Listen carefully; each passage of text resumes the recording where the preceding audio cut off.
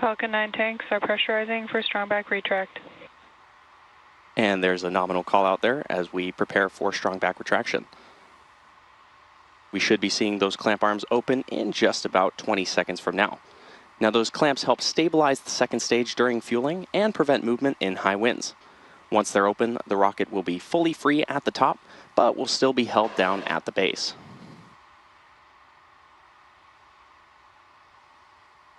Strong back retract has started. And there's that call out that strong back retract has started. Now you may hear the TE called the strong back, though the strong back is just one of the components of the transporter erector. It actually has two components, a strong back alongside Falcon 9 and a launch mount underneath. And there on your screen you can see those clamp arms opening around the second stage. Now the launch mount has 4 hold downs that will release at T0.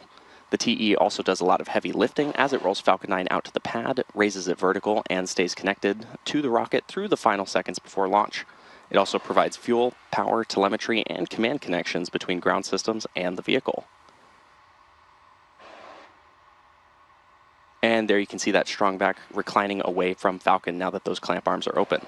Now the strong back is hinged to the launch mount and will rotate away from the vehicle in preparation for launch.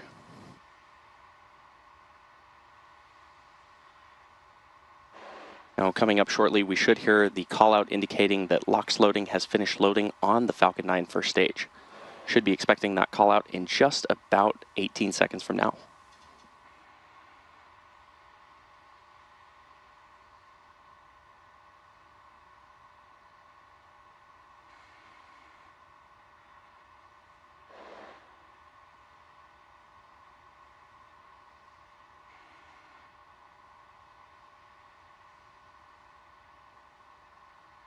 Stage 1, LOX load complete. And there's that call out for stage 1 LOX load completion. Now, the first stage finishes fuel loading at around the T-3 minute mark, as we just heard, and the second stage will finish loading about a minute from now. Now, at this stage in the countdown, the rocket is nearly fully loaded with about 1 million pounds of propellant, and that includes rocket propellant 1, or RP1, a highly refined kerosene, and liquid oxygen, or LOX, which is chilled to roughly 300 degrees Fahrenheit below zero.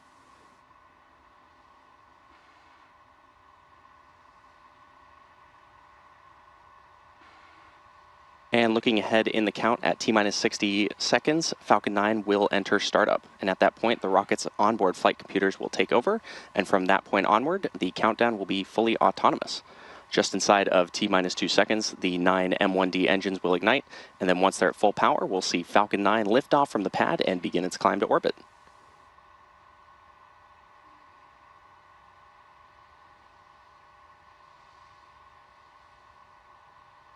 At T-minus 1 minute and 45. Stage 2, LOX load complete.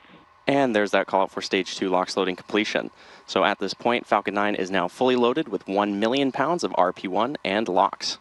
And at T-minus 1 minute and 30 seconds, the range is green, the payload remains healthy, and the team is still tracking no issues. We also just heard that call out for ground gas closeouts. And this refers to venting and closing out gaseous systems, such as topping off tanks and sealing vents to maintain pressure. And coming up in just about 10 seconds from now, we should hear that call out for Falcon 9 startup.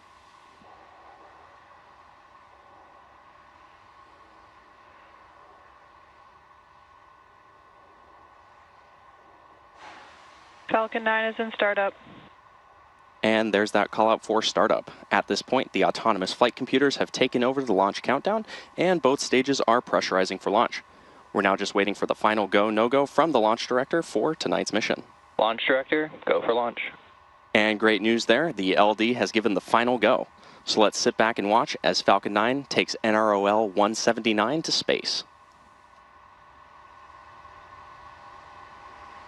T-minus 30 seconds.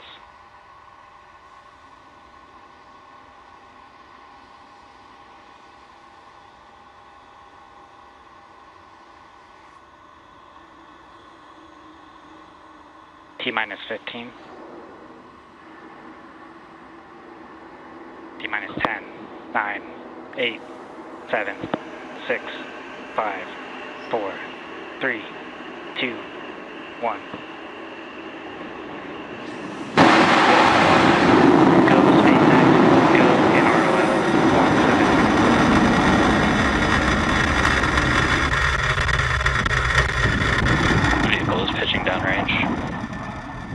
1D chamber pressures are nominal.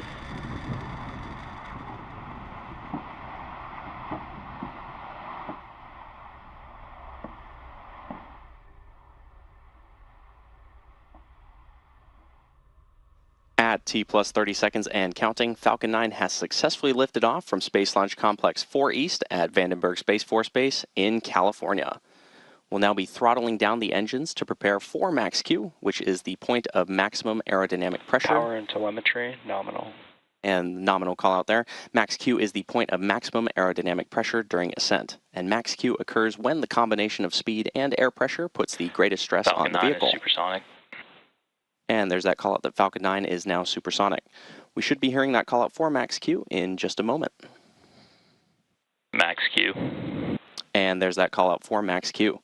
Now coming up next, we're going to have several major events in quick succession, and these are main engine cutoff, followed by stage separation, then second engine start, followed by the boost back burn. MVAC chill.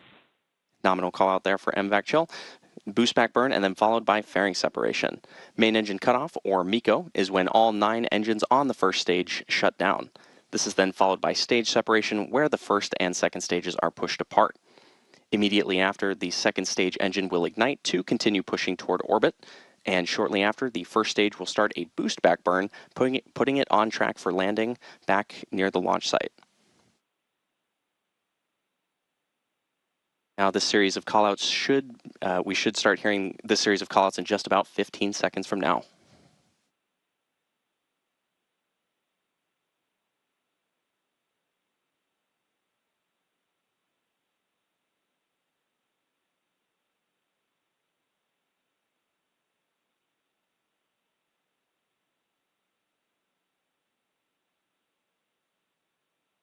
Main engine cutoff.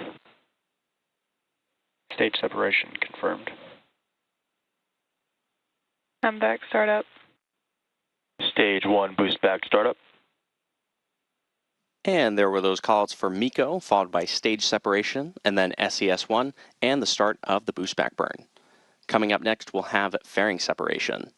Now, once the vehicle reaches the vacuum of space, the protective payload fairing is no longer necessary and gets jettisoned and retrieved for future use.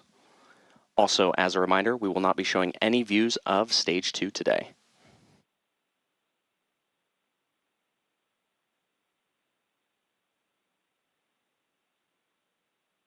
Fairing separation confirmed. And there's confirmation of fairing separation. As a reminder, both of these fairing halves were already flight proven, with one half flying for its 35th time and the other for its 3rd. And coming up in just a few moments, we should hear the call out for boost back burn shutdown on the Falcon 9 first stage. Stage 1 boost back shutdown. And there's that call out. Now, if you're just joining us, you're watching live coverage of the NROL 179 mission. To recap, we had an on-time liftoff at 1:50. Both stages are on nominal trajectories. And great call out there. We had an on-time liftoff at 1:50 a.m. Pacific time from Space Launch Complex 4 East at Vandenberg Space Force Base in California, and had successful stage separation of our Falcon rocket. Up next will be the return of our Falcon 9 to Earth. Now, in order to make its way back to Earth today, the Falcon 9 first stage will still have 2 more burns to execute after it just finished up its boost back burn. First up will be the entry burn, which helps to slow the stage down as it re-enters the upper part of the Earth's atmosphere. And following the entry burn, shortly thereafter, the booster will initiate its landing burn, which will slow the vehicle down for a soft touchdown at Landing Zone 4 at Vandenberg Space Force Base. Now, that entry burn is set to begin at around the T plus 5 minute and 49 second mark.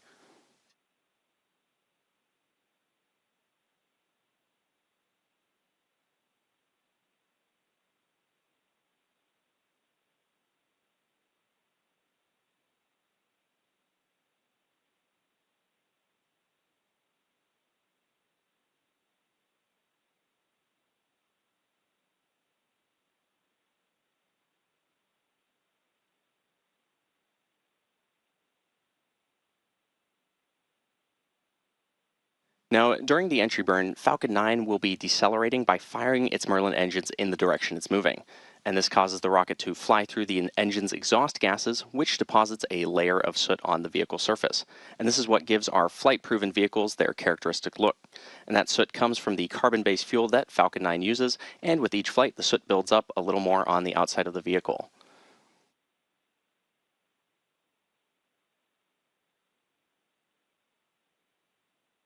Now, it's definitely a little dark out there right now with the graininess that you can see on your camera, but we do want to follow the Falcon 9 booster as it makes its way back to Vandenberg.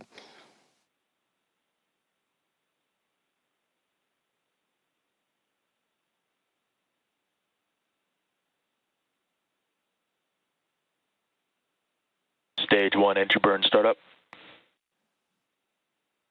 And there's that call out for entry burn startup on the Falcon 9 first stage. Now this burn is set to last about 17 seconds and is going to slow down the vehicle in preparation for its final burn and landing. Stage 1 entry burn shutdown.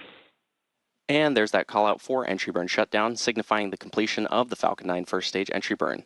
And coming up next will be the first stage landing burn, about a minute, just under a minute from now. Stage 1 trajectory nominal. And great news there that the vehicle is following a nominal trajectory. Now, the landing burn is the final burn of the Falcon 9 booster and is used to reduce the remaining speed of the vehicle for a precise landing. And again, this booster is returning to Vandenberg Space Force Base, not far from where it launched about... Stage 1 FTS safe. Not far from where it launched Stage 1 transonic. just under 7 minutes ago. Now we should be hearing the call out for the landing burn start in just about 10 seconds from now.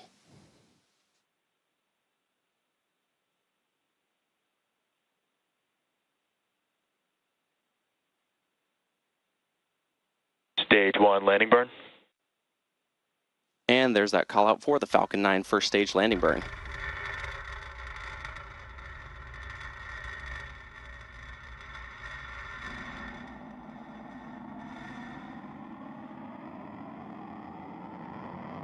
Stage 1 landing leg deploy.